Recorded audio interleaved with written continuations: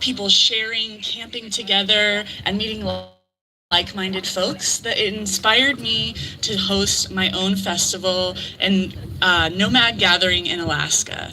I held it in 2020 and it unfortunately got canceled that year, but we persevered and I met Bob last year and we chatted about Vanstock and he was a huge supporter of it. So I'm so happy to announce that this year, July 18th through the 21st, I am hosting Alaska's first Nomad and Travelers Festival. Thank you. It's going to be really incredible. It's on a 420-acre bison ranch in Palmer, Alaska. There's numerous camping fields. One is 7 acres, one is 6.5, and that way everyone can camp together. We have a vintage car show, van show, we have vendors and food trucks. We have a full music lineup, and Bob will be there, and he will be doing a little speech for you guys. And so you're all officially invited to Vanstock this year, and we'll get into how to physically get to Alaska.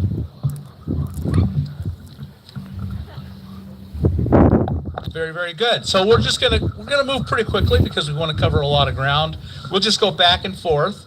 And I'm hoping that if a lot of you, everyone I know, when I tell them I lived in Alaska for 45 years and I've driven the Alcan many, many times, and they always say, oh, I've always wanted to go to Alaska. And I know I've talked to a lot of nomads, and I know that is equally true for probably many of you. It's one of your live streams to drive to Alaska. Well, if you're ever going to go to Alaska, this summer is the time. One of the things that I know Linda's doing is putting together a website, and on the website you're putting together a page for people to meet together and caravan together. I mean, you have to self-organize it. We're not doing it for you, but you have to self-organize it. But there's an opportunity. You're all going up there at about the same time and, roughly the same pace. So why not travel together? Have you got that figured out yet, Linda? Yes, there's a Facebook group that's called Vanstock Caravan. Hold that thing right up to your mouth. There's a Facebook group that's called Vanstock Caravan, and you can meet like-minded folks and share about timelines and around what time you guys are going to be traveling up there. There is also a website. It's called vanstock.org, and I have a lot of Alcan tips and things that we're going to be sharing today is going to be reiterated on the website with links, phone numbers, information. So that's a helpful resource for all of you guys. If you've ever thought about going, this summer would be a great time. Now, it's going to be an ongoing event. Yes, we hope to make it annual. So it should be, it's not your first and last time, but the inaugural is always kind of fun. At any rate, we'll get started. So we'll run through this stuff pretty fast. We'll start with routes to Alaska from the lower 48. And you wanted to say some of that? Sure. I have taken the Cassiar and the Alcan. Both start kind of in the middle of BC. So the Alcan isn't the full length of Canada. It's only a section of it to keep in mind. If you look up how far the Alcan is or how many miles it is, it's a little deceiving. The Alcan is about 1,300 miles, but you do have to cross at the U.S. border, and that will add to your distance. The Alcan is super beautiful. One of my favorite places in the Alcan is Muncho Lake. Super stunning. There's a lot of different little tourist attractions along the Alcan, and it's going over the Rocky Mountains. Yeah, let me give you some definitions. In Alaska, we talk a little bit different. I grew up in Alaska, and so I just thought everyone talked this way. The Alcan is the Alaska-Canada Highway. I never in my life called it the Alaska-Canada Highway. I never heard anyone call it that. We just called it the Alcan. So if we reference the Alcan, that's the Alcan Alaska-Canada Highway. If we refer to going outside, well, anywhere outside of Alaska is outside. So Alaska is the center of the universe, of course. If you live there, you're born there, you grew up there, it is. Getting in and out of Alaska is expensive and a little difficult. Airfare is expensive. And so most people stay in Alaska for a long time. And, if you're going to go on vacation, someone says, well, are you going to go outside? And then, everybody understands. Are you going to go leave the state and go fly out or drive out? So also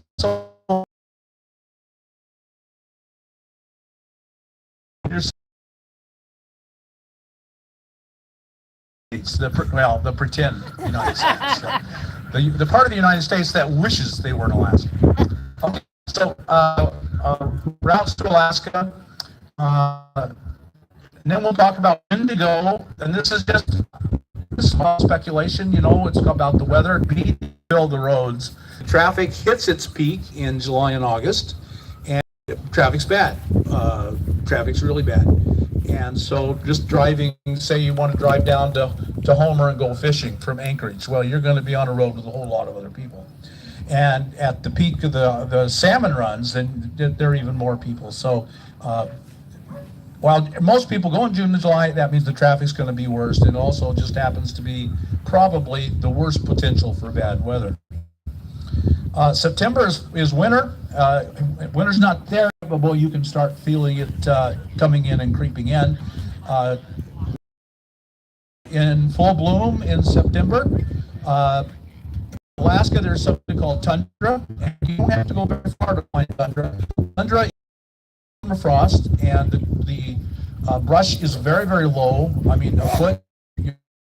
In tundra, there's nothing being a foot tall, maybe here and there 3 foot tall, and that will turn red. The whole tundra will turn red, and it is one of the most beautiful sights in the world. And it's very short. It turns red. It's red for about a week, and then it's gone.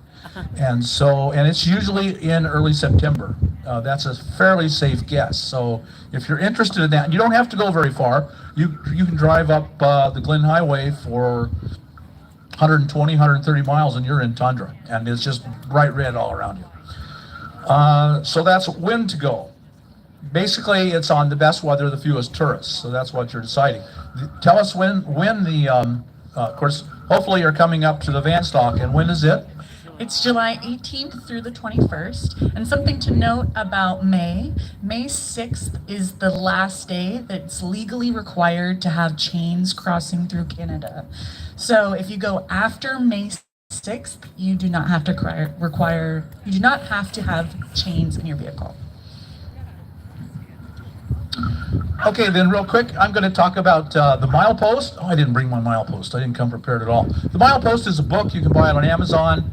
It's pretty expensive, and it covers every single road into or from Alaska, in Alaska or in Canada going to Alaska.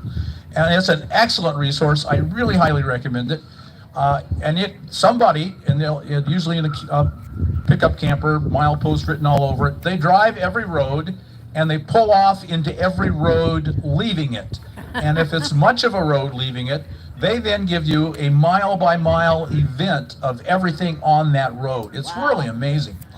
And what they're doing now, they didn't used to do this. This is a great thing. Is they put little icons on all the pullouts or roads, and the icon tells you what's on there. And I have found that extremely helpful. Here's an example of a place that I kind of scan through them based on the icons. So I like to find the prettiest places I can so I can do photography. I really like that. That's why I'm there. And so they'll have a little camera, meaning this is a photo shoot. So I will scan all those that I see. And I found one, it said this little road, it's quarter mile, it goes up into a trailhead. But one of the problems in driving anywhere is you're in the trees and you don't see anything. You're in one of the most beautiful places in the world, but you don't see anything but the trees that are right all around you. So it says, if you drive up here to the trailhead, it's the most beautiful view of the Kenai Lake that you've ever seen. And I would have missed that. I'm not going to pull up into every road, and I would have missed that. And that's just an example. Also, there's one for camping, and it will tell you if there's camping available and what it is, and it'll give you references to websites if it's a paid campsite or if it's free. Okay, so the milepost, and you can buy them used, and I highly recommend that you go to Amazon and buy a used one that's 2 or 3 years old. People get them, they use them that year, and they get rid of them. They go to Alaska one time in their life, then they don't own it, and they give it away, and someone sells it used. I highly recommend that. A few years out of date's not going to matter. So milepost is something I really recommend.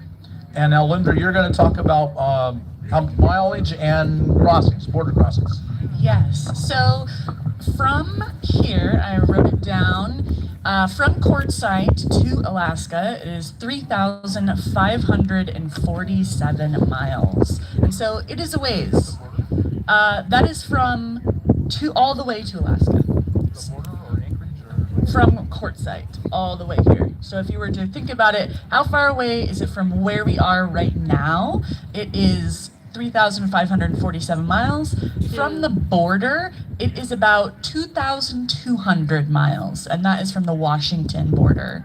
There are several different places all across the country to cross into Canada. So almost every single state that is on that United States-Canada borderline has border crossings.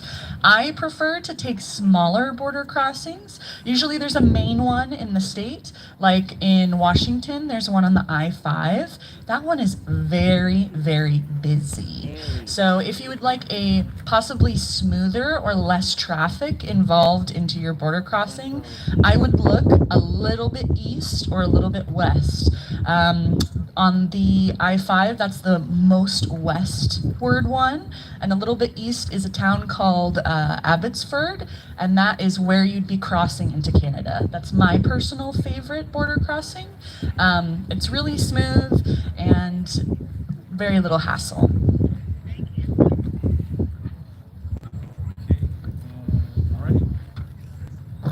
And my personal favorites, I have also two personal favorites. The first one is in Roosevelt, is the name of the town in Canada. There's not one in the U.S. That's Highway 93. 93 cuts up through Idaho, through Montana, into Canada, and you're on the west side of the Canadian Rockies. Canadian Rockies are some of the most beautiful places in the world.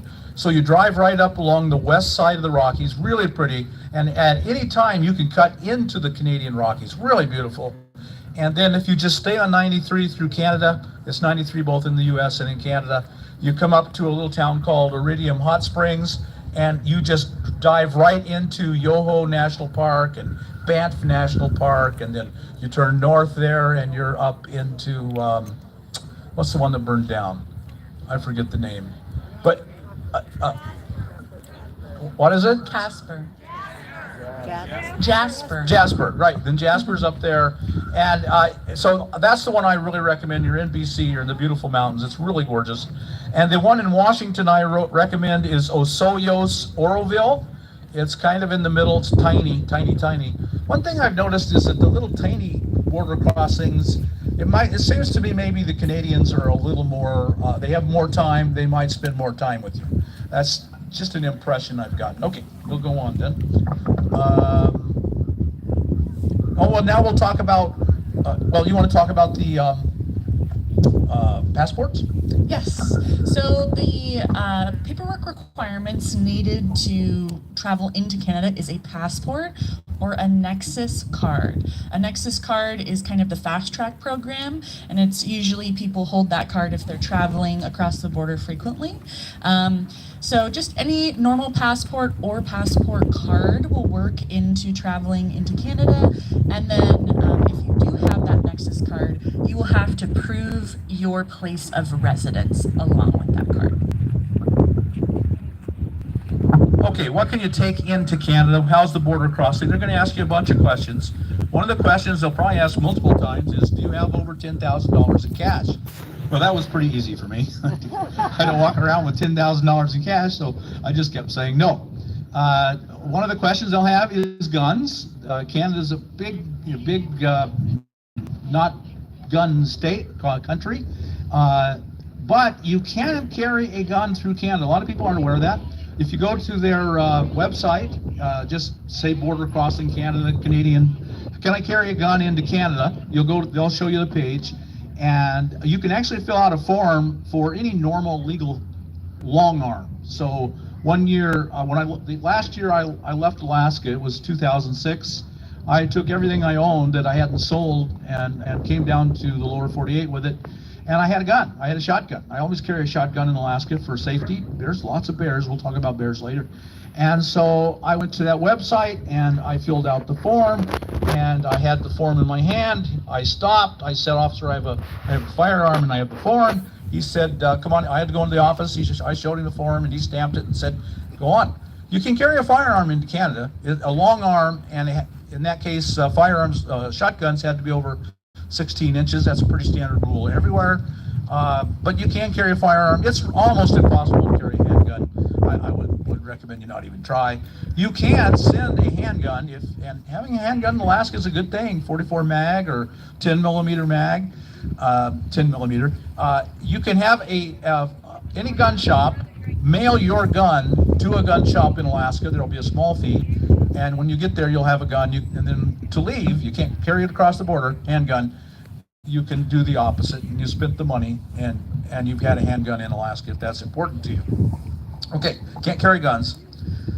Bear spray. You can carry bear spray. Bear sprays. Bears are there's more bear attacks, I believe, in Alaska, in Canada, than in Alaska. When you drive the highway, you'll probably see more bears in Canada than in Alaska. So bears are a big deal. You can carry bear spray. Several times the border guards made a big deal out of that. They said, now your bear spray has the picture of a bear on the can. So my recommendation to you is if you're carrying bear spray, have the can right there and show it to him. He'll ask. And because it's illegal to carry mace. So if it's something for personal self-defense, he'll take it from you. But you can carry bear spray. It has to have a picture of a bear on it, and it has to say right on it, bear spray. Have it right there with you. In fact, that's not a bad idea at all. Have it right up front with you. And so carry some bear spray. It's a great idea. Declarations, they're going to ask you about everything to declare. Basically, you tell them you're doing, how long you're going to be there. You're driving to Alaska as a vacation for recreation. Thousands of Americans do that every year. It's no big deal. And if he asks you what you're carrying, you're just carrying camping gear, because basically you are. Your whole rig's a camper. It's camping gear. You have some personal electronic devices. I mean, do not ever in any way deceive a border guard. That's the worst you can do. And they're smart people. And so just be 100% honest, but you're not carrying anything you need to declare. And if he asks, just tell him the truth. Anything he says, it's just your personal belongings for the trip, camping gear, your personal electronic devices. If you have anything of real value, then tell him. It's not going to be any big deal. There's none of this going to be a big deal. Just be totally honest. Don't ever try to deceive them. Okay. I think that's all I had. And you wanted to talk about dogs? Dogs, yes. You're able to bring your furry little babies through Canada. And what is required changes often, and it's per animal, depending on their age, a dog or a cat. And so overall, today, the regulations change quite frequently, but today they have to have a rabies vaccination that is up to date, as well as proof that you are the owner of this animal. And how that might be done is you might have your name on the rabies certificate. It's always handy to have. There is a website which I will share. It's inspection.canada, and that website, to double check that you have all the requirements. Okay, very good. Now, the actual drive through Canada. I know a lot of questions you'll have, so I'm just going to real quick answer them. Gas range. There are fewer. If you just stop every time you can get gas, you're not going to have a bit of problem, unless you just have a 1-gallon tank that can't go very far. If you stop every time gas is available, there's just not going to be an issue at all. So that's easily solved. I thought the longest runs were on the however you say it. They're about 200 miles. Yeah. You need to prepare to have your vehicle be able to go that length without filling up. Talk real quickly about the difference. The Alcan starts in Alberta. It actually starts in Alberta, doesn't it? I think it does. I believe so. Yeah. Most people drive to the Alcan through Alberta, although you can drive through BC, either one. And it's much longer, and it kind of runs as like a banana across that part of Canada. The Kaiser Highway starts much more to the west, like the United States, the Canadian Pacific coast has a big mountain range, big, beautiful mountain range, runs the whole long length of the Pacific. The Kaiser runs on the east side of that, and so you're almost the whole way, you're up against these big, beautiful mountains. I think it is the prettier drive by myself. It's very barren. It's much shorter. There's not a lot of people in there. If you're coming from Seattle, it would actually be shorter. If you're coming from the East Coast, it wouldn't be longer, but you'd have to drive further to get to it before you go up. So here's my go up, drive up one way and down the other. You really want to drive the Alcan for the history, you know, and there's some pretty cool stuff. And if you don't drive the Alcan, you've really kind of missed something. But the Kaiser is prettier, and so if you're doing a round trip, come back on the other one. Anything else you want to add about that? Yeah, the drive is absolutely beautiful, and I agree. There's two, and they're relatively close together, so might as well go up one and then come down the other. Okay, the metric system. Of course, once you get into Canada or Mexico, either one, everything is going to be in kilometers or liters. That's the two big things that affect you. Now you can get apps, you have them right on your phone, you can do the conversion. But you're driving down the road, you've pulled into a little town. There's little towns all over the place in some areas. Some places no little towns at all. But you're on the Alcan, it's 100 kilometers an hour. You pull into, now it's 80. How fast? How much is that? You're driving long. Are you going to pull out your app and look at it? No. Well, you can, of course, but then you're driving long, and you got to decide right now because you don't want to get a ticket. Well, there's a simple, easy way. You just multiply by 6. 8 times 6 is 48. If you're driving 48 miles an hour, you're illegal. It's just that simple. If it says 100 kilometers, then that's 6. That's 100 times 6 would be 60. You drop the 0, and so it's 60 miles an hour. If you get out your app, it will actually say it's 62.2 or then some small number. You're off by 2. There's a rounding error, but it's insignificant. So if you see if it's 50, 5 times 6 is 30. It's 30 miles an hour. Okay, and before long, that conversion in your head becomes pretty automatic. And simple, and so you don't, oh no, it's 30 now, how fast is that? You can just really quickly throw it up into your head. And on liters, when you buy gas, it's going to be in liters, and it's just really simple. Liter is basically a quart, or 4 quarts a gallon, and if you bought 100 liters of gas, you just bought 40 gallons of gas. Divided by 4, sorry, we're going the other way, we're dividing by 4. No, we're multiplying. If you bought, that's right. If you bought 100 liters, you divide by 4. Okay, that's how you, just remember buying a gas can. 20-gallon gas can is 5 gallons. A 20-liter gas can is 5 gallons Imperial. I've probably said that all really long and confused you, but you get the idea. Yeah. You just you divide by 4. Now, if you want to.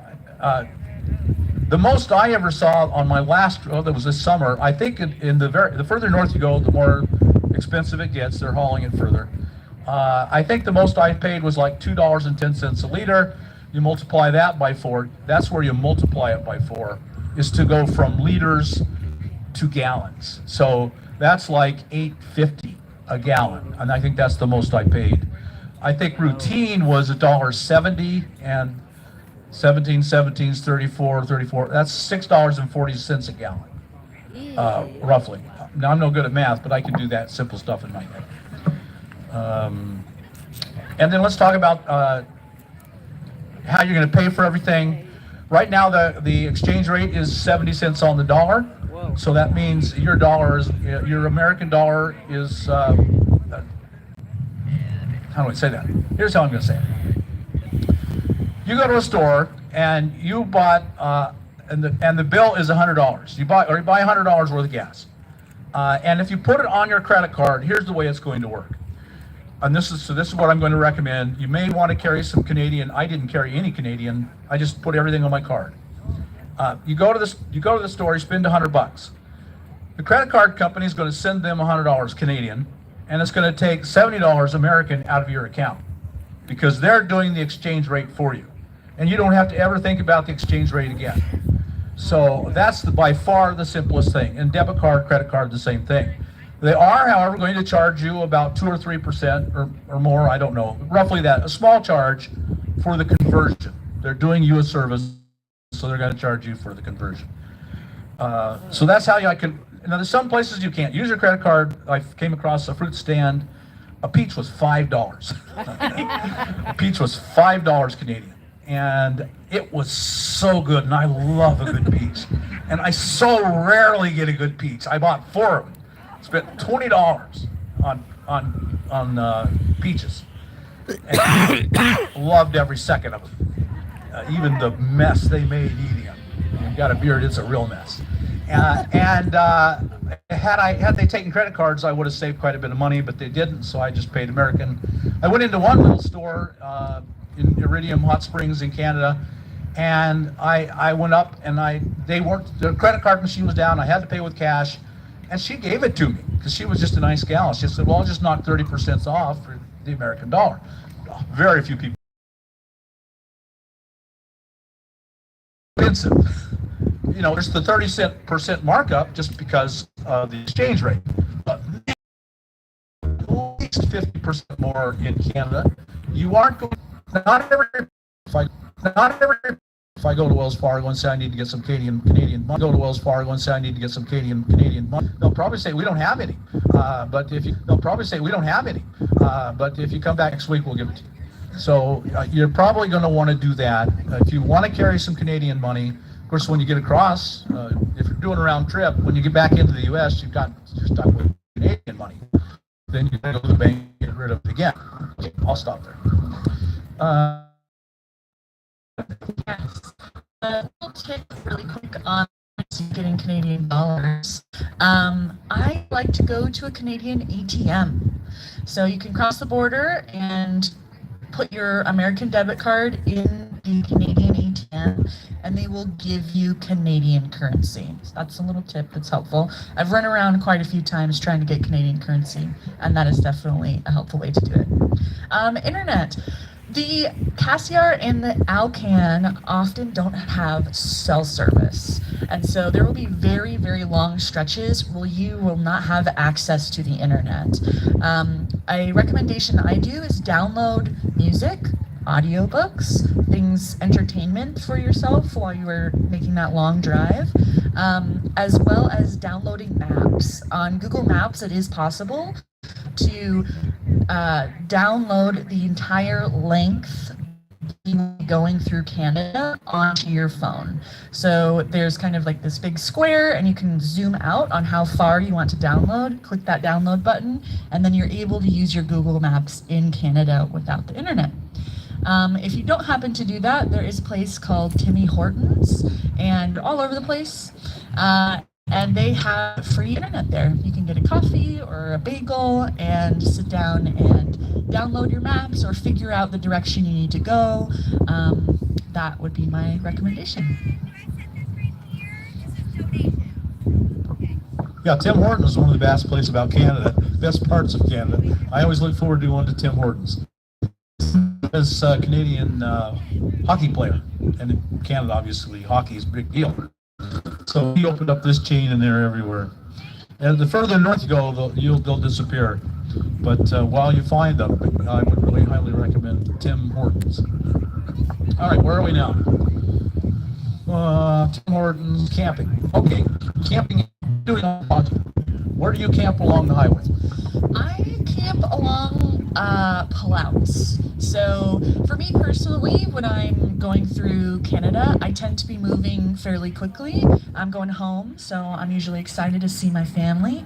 And I just pull out on the easiest places. They're all over the Alcan and the Cassiar, and there's a lot of truckers that use both of those highways. So there's extremely large pullouts every several miles. So I just pull over on one of those. They're usually level and safe. iOverlander is a good option as well. There's a lot of really beautiful campsites. If you're making your way a little bit slower and want to take your time, that's a really helpful resource as well. Also, there's a lot of incredible campgrounds too. Campgrounds, little lodges, if you have an RV and you need to maybe have plug-in power. Yeah, it's pretty easy, honestly. There's not a whole lot of camping or parking regulations on those highways. They know that people are going to be traveling them to Alaska, so they make it pretty accessible. Yeah, that's exactly what I do too. Just pull off of one of the high pullouts. The pullouts work in all of Alaska just exactly the same way. It's just you're remote. You could be 100 miles away from the nearest thing. If you're tired, you need to pull over and sleep. The understanding is just pull over and sleep on any pullout. One place else you might look for in both Canada and Alaska is whenever you cross a river, and you're going to cross a lot of rivers, if you will look, hunting and fishing are huge, of course, in Alaska and Canada. And where do you go fishing? You go fishing on rivers, or which lead up to lakes or wherever. So rivers in Alaska and Canada both are highways. They're almost trails. So like all trails, there's going to be a trailhead. So if you cross a river, look on all going both sides of the bridge for a road going down. You can go down there, and often there's a boat launch, a big open area, and you can camp and sleep right there on the river. And you'll see that a lot all over Canada and Alaska. It's for fishermen, and it's part of the life. It's a lifestyle. And so look for all rivers, big highways, little highways, and you can go right out on the sandbar in some areas. My favorite campsite in all of Alaska is right out in the middle of the sandbar. I'm not going to tell you where it is. I'll tell you it's on the Kenai Peninsula. That narrows it down to 10,000 square miles or something. Yeah, it's really a good place to look for really nice camping. You can by the river,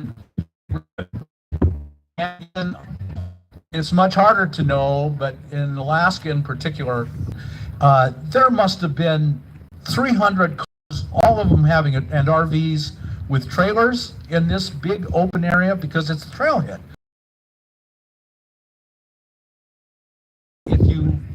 It's hard to see, but your milepost should give you an idea that is a hunting or pull out trucks, rivers, hunting, camping. Homer Spit. I love Homer Spit. It's one of the places I recommend the highest to you. And on Homer Spit, it's actually like a little strip of land that's 2 miles. It just juts out into the ocean, to the bay.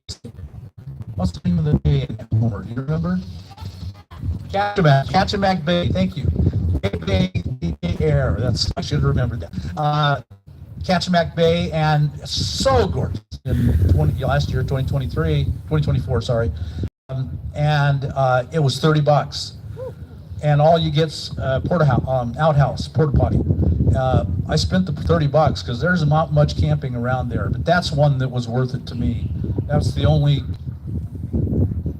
I may have spent $200 on camping in all of 24. Most of it was there, but it was worth it to me. Okay, so I throw that in. Okay, cost of gas. How much is gas going to cost? Well, my van gets about 14 miles per gallon, and that's over the mountain pass. The Alcan and the Cassiar, you're going over mountains, so it's a lot of up and down. It's a really well-maintained highway, but you do have to consider you're kind of going uphill. And of all the times I have driven both of those highways, I have spent an average of $700 on gas one way.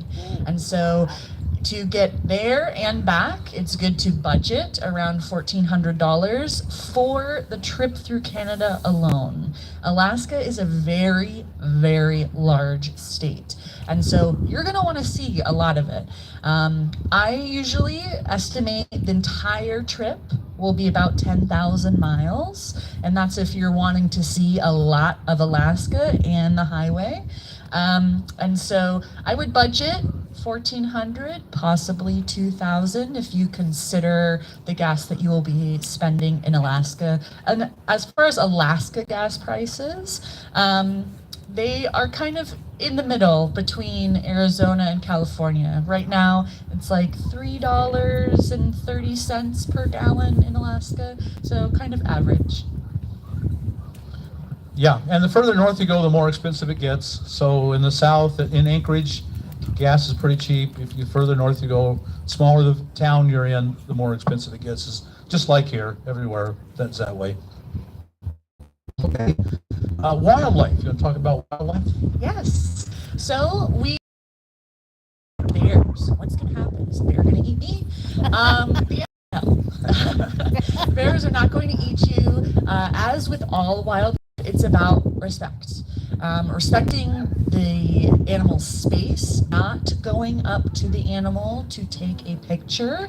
There is so much wildlife through Canada and Alaska. The wolves, owls, bears, ram, buffalo, elk, just an incredible wildlife viewing experience, but please do not approach the wildlife.